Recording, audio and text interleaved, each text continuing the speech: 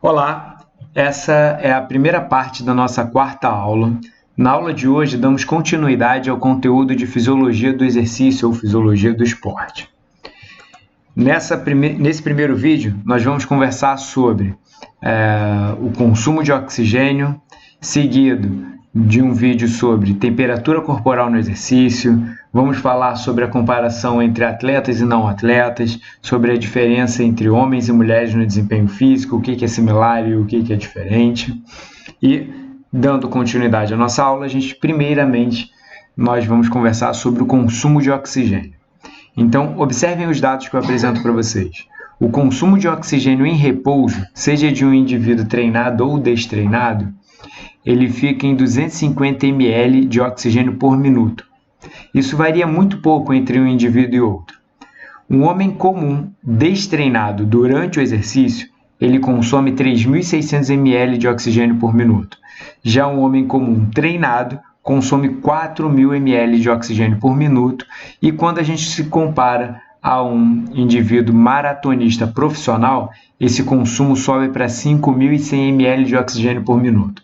Bom, vocês estão ouvindo esses números e, por enquanto, não estão fazendo muita relação com a fisiologia, mas vamos entender bem o que eles representam para a gente. Bom, primeiro que o consumo de oxigênio no repouso, ele praticamente não diverge entre indivíduos atletas, não atletas, desportistas ou não. Por quê? Esse consumo de oxigênio está relacionado com o gasto energético das funções básicas vitais, como, por exemplo, frequência cardíaca de repouso, frequência respiratória, atividades metabólicas celulares, e um dos principais tecidos que consome oxigênio é o tecido cardíaco. O tecido cardíaco, durante a atividade física, obviamente, vai consumir mais oxigênio, mas no repouso ele apresenta um consumo de oxigênio bastante significativo por estar em atividade desde antes do nascimento. Então, é um tecido muscular especial. A gente vai ter uma aula só sobre esse tipo de tecido, mas já deu para perceber que ele tem uma atividade diferenciada, porque ele funciona desde antes do nosso nascimento. Bom, quando começamos a fazer atividade física, seja um indivíduo destreinado, treinado ou maratonista, o consumo de oxigênio obrigatoriamente vai subir, principalmente se a gente estiver falando de uma atividade de intensidade submáxima e durante um período de tempo suficiente. Essa atividade física, conforme ela vai sendo prolongada, ela vai estimulando cada vez mais a renovação do ATP pelas vias aeróbicas. Então, esse consumo de oxigênio realmente vai subindo. Ele tem uma maior capacidade de subir num indivíduo treinado e principalmente num atleta profissional de provas de longa duração como a maratona. Por que isso? Porque existem características genéticas e características funcionais que vão favorecer esse maior consumo de oxigênio. Por exemplo, um maior tecido cardíaco, uma maior área de troca gasosa pulmonar e também uma maior capacidade de ativar as vias aeróbicas. A gente já viu na aula anterior que existem diferenças musculares com o tipo de fibra. Isso também é um fator que vai fazer diferença, porque um indivíduo com uma boa quantidade de fibras lentas, ele vai consumir uma boa quantidade de oxigênio ou tem mais facilidade para consumir o oxigênio.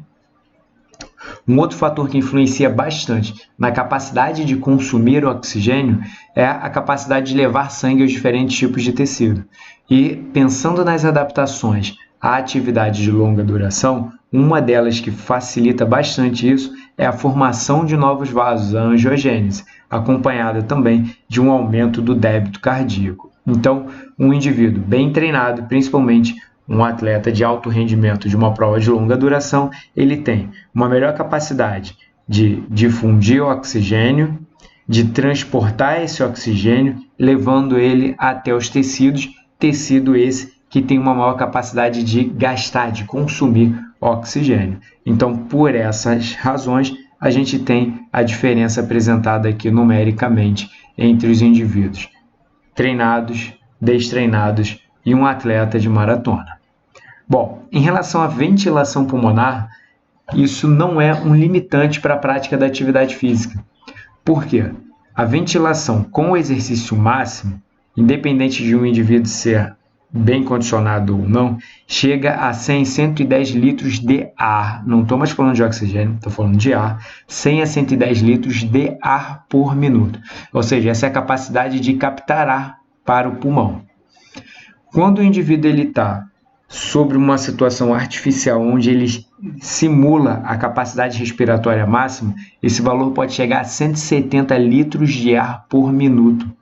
Ou seja, a nossa capacidade de captar ar é maior, tem um potencial maior, ou seja, tem uma capacidade maior do que numa situação de exercício máximo convencional. Então, isso faz com que a gente tenha uma diferença ali entre o máximo que eu sou capaz de captar ar e o máximo que é captado de ar durante o exercício. Ou seja, essa margem permite uma tolerância ao exercício em condições adversas, como, por exemplo, em grandes altitudes.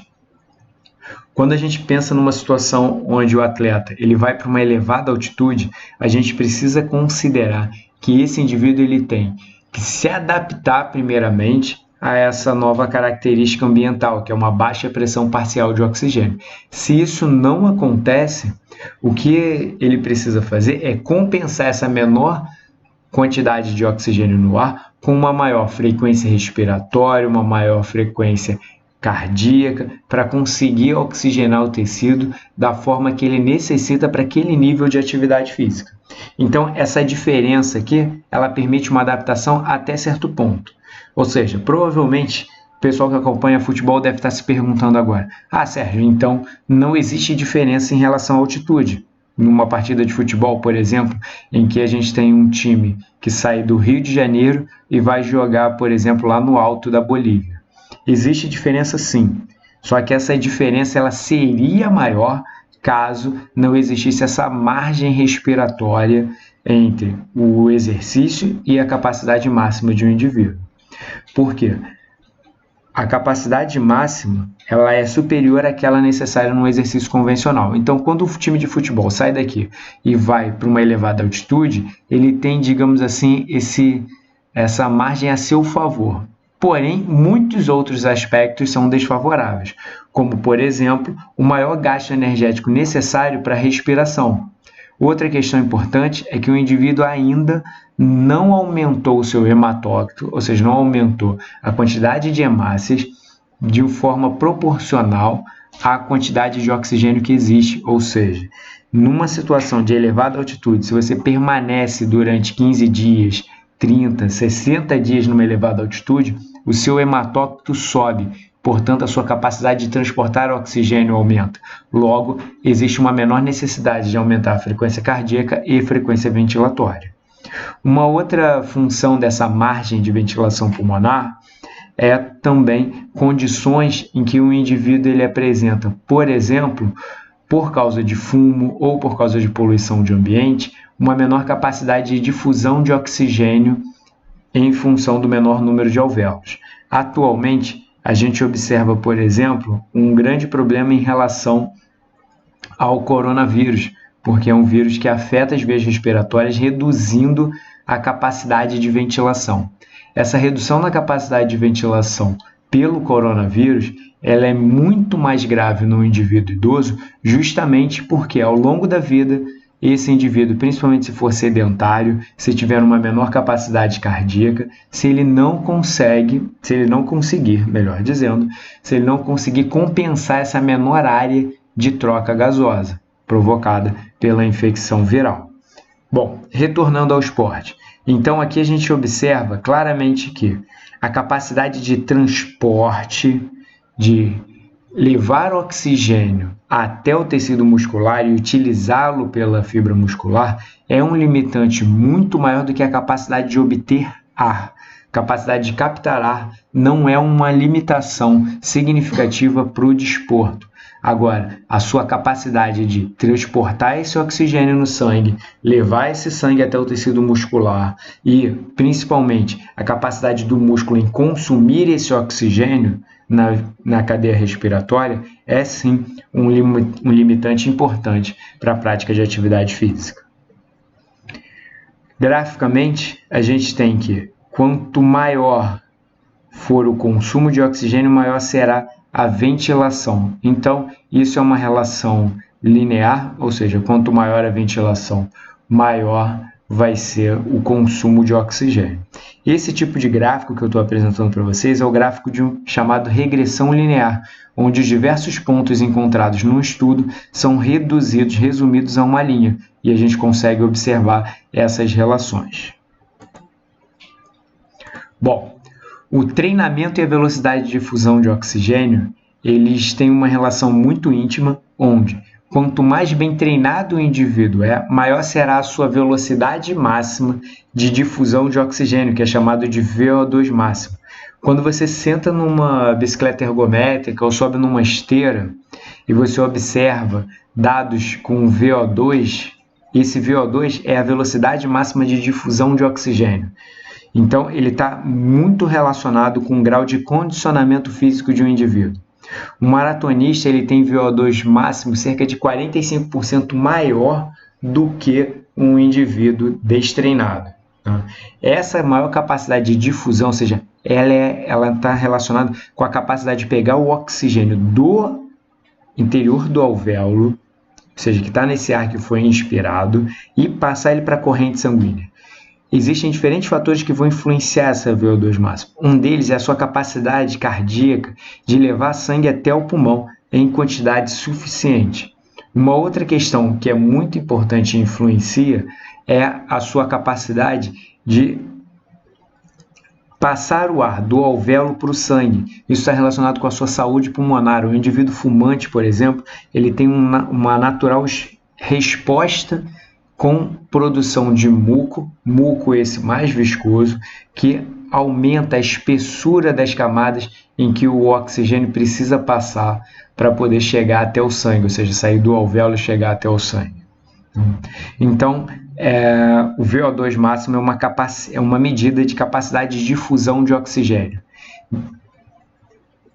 Um indivíduo não atleta em repouso tem um VO2 de 23 litros por minuto, ou seja, capacidade de difusão de oxigênio por minuto.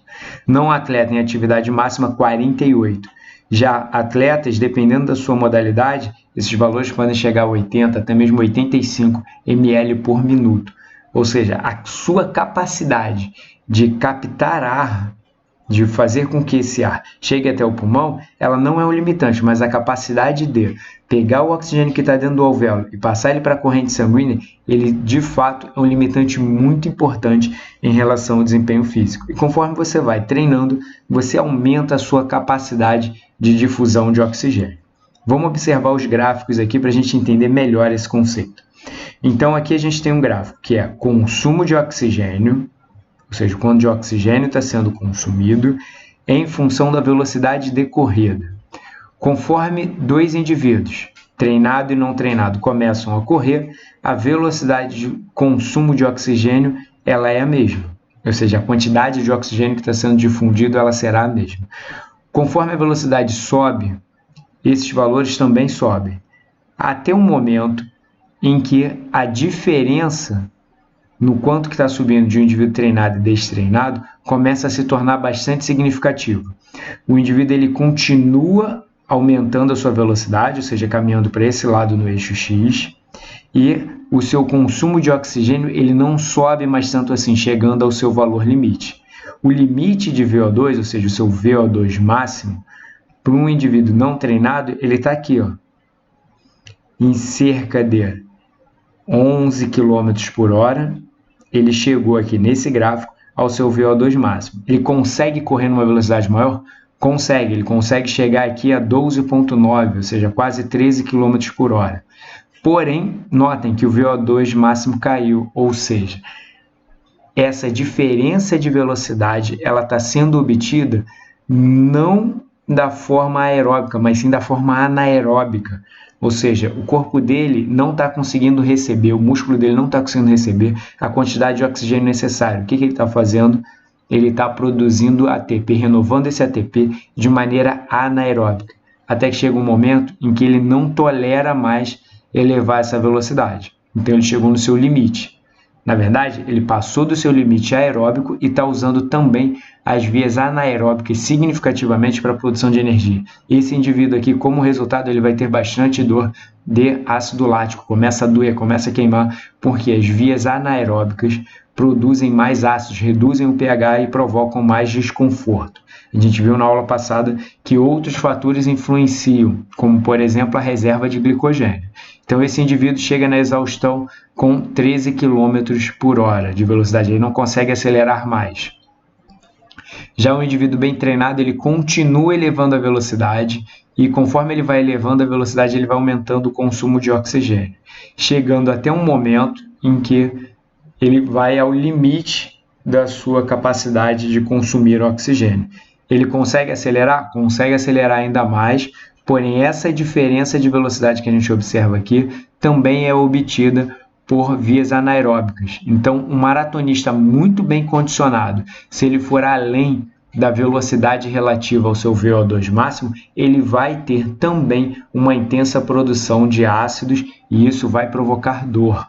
Tá? Notem que ambos os indivíduos eles conseguem correr relativamente bem até velocidades baixas. A partir de um determinado momento, o indivíduo bem treinado ele continua aumentando a velocidade e chegando no seu VO2 máximo. A partir daí, então, a produção energética depende das vias anaeróbicas de maneira mais significativa. Portanto, ele também terá dor. Ou seja, se o indivíduo destreinado correr a 13 por hora e o indivíduo treinado correr a 19 km por hora, ambos sentirão dor. A diferença é que um está correndo muito mais rápido do que o outro. Bom, então eu mostrei para vocês que independente de você ser condicionado ou não, o pH muscular ele vai reduzir caso você passe da sua VO2 máxima. E isso acontece e a gente consegue observar aqui nesse gráfico. Nesse gráfico, a faixa em vermelho é o período de exercício, o pH diminui, portanto, tornando-se ácido, e depois de cerca de 35 minutos, ele retorna aos valores usuais, porque o ácido ele vai sendo removido. Pessoal que gosta de metabolismo, lembra que esse ácido lático ele vai lá para o fígado e o fígado produz glicose novamente ou produz energia a partir dele. Então, esse ácido lático ele vai ser removido em cerca de 35 minutos, corroborando o que eu falei na aula passada, que a dor no momento da atividade física está relacionada com a produção de ácidos, porém a dor tardia ela está relacionada com a inflamação do músculo. A velocidade com que esse ácido vai ser removido depende muito da capacidade cardiovascular desse músculo, desse indivíduo. Se o músculo tem uma boa vascularidade, se tem muitos vasos com grossos calibres, se o sistema linfático dele funciona bem, esse ácido vai ser removido rapidamente. Agora, se o sistema cardiovascular dele é ruim, número de vasos pequeno, calibre reduzido, vai demorar mais tempo para fazer a remoção completa desse ácido, então ele vai sentir dor por um período de tempo mais longo. Bom, durante o exercício, o fluxo sanguíneo ele aumenta no músculo. Isso é um fato que é notório. Tem indivíduos que, por exemplo, vão para a musculação, malham, se sentem os músculos inchados, se olham no espelho e ficam felizes. Porém, depois de algum tempo, ele toma um banho e esse músculo reduz de volume. Essa redução de volume está relacionada com um menor fluxo sanguíneo para o próprio músculo. Então, o indivíduo até brinca e fala, pô, eu tomei um banho e fiquei churriado agora. Por que isso? Porque existe vasodilatação e vasoconstrição proporcional à demanda de oxigênio, à demanda de sangue do músculo. Então, se o músculo está trabalhando bastante, esse músculo ele vai receber mais sangue, ocorre mais vasodilatação. Pré-capilares e arteríolas aumentam o seu calibre, fazendo com que o fluxo sanguíneo aumente. Depois, quando o ácido ele é removido, quando a demanda de oxigênio diminui, o que acontece? Esses capilares eles voltam ao seu calibre normal e o fluxo sanguíneo muscular diminui. Portanto, o músculo como um todo reduz de volume. E isso fica claro aqui nesses dados. Durante o repouso, 3,6 ml de litro ml de sangue é necessário para cada 100 gramas de músculo por minuto, independente se era atleta ou não, porque eu estou fazendo uma proporção com o músculo. Durante o exercício, esse valor passa a 90 ml de sangue para cada 100 gramas de músculo. Então, o que a gente observa? durante a atividade física é um aumento do volume muscular transitório. Por quê? Após o restabelecimento das demandas normais do músculo, esse músculo ele volta a ter o volume convencional, porque ocorre uma reversão da vasodilatação previamente estabelecida. Bom, o que provoca essa vasodilatação e os mecanismos para essa vasodilatação, a gente vai ver no final da disciplina, quando a gente estiver falando de sistema cardiovascular, quando a gente estiver falando sobre musculatura lisa, pré-capilares, capilares, a gente vai entender exatamente esse mecanismo. Mas, por enquanto, a gente precisa entender que se o músculo está com pH baixo, ele faz vasodilatação. Se tem muito gás carbônico, ele faz vasodilatação. E se está faltando oxigênio, ele também vai fazer vasodilatação. Essa vasodilatação ela é local. Então, se o indivíduo está malhando, por exemplo, membros superiores e não está fazendo nenhum exercício para membros inferiores, ocorre vasodilatação dos membros superiores, mas não nos membros inferiores. Bom, conforme o indivíduo ele vai treinando, e existem diferentes formas de treinamento aeróbico, existem modelos como o HIIT, como modelos que simulam pequenas provas. Independente da forma de treinamento, uma adaptação esperada ao treinamento aeróbico é o aumento do volume das câmaras cardíacas e a força de contração. Isso faz com que o indivíduo passe a bater, bombear o sangue com mais eficiência, seja no exercício ou no repouso. E isso fica muito claro quando a gente observa a relação entre débito cardíaco e frequência cardíaca. Observe a seguinte situação: repouso, homem comum e maratonista. O débito cardíaco, ou seja, o quanto de sangue é ejetado do coração a cada batimento, é diferente. Por quê? O coração de um maratonista ele é maior e mais forte, então ele ejeta mais sangue por batida. Resultado, ele precisa bater um menor número de vezes.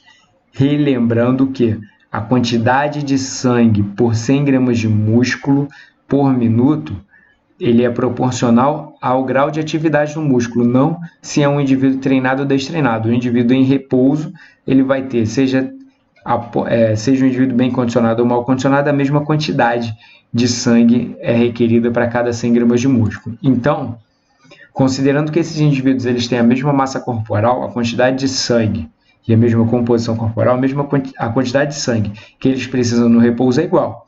O que vai fazer a diferença é que o coração do indivíduo maratonista ele bate ejetando mais sangue por batimento, então ele precisa bater um menor número de vezes.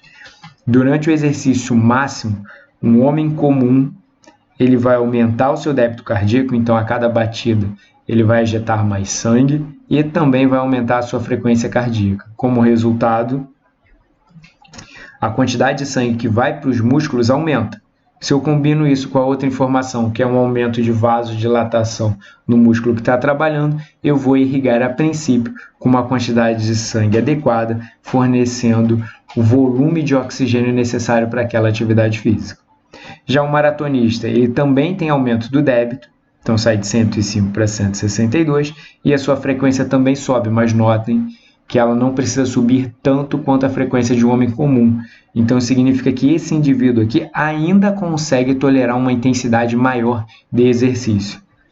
Então, por essa razão, a gente entende que o indivíduo que está bem condicionado, ele tem muitos fatores que vão fazer com que ele tenha um desempenho melhor numa atividade aeróbica. No próximo vídeo, a gente vai comparar um indivíduo obeso, sedentário, com um indivíduo treinado e um atleta profissional na esteira. Todo mundo na esteira, e vamos entender o que está acontecendo com cada um deles ao longo do tempo.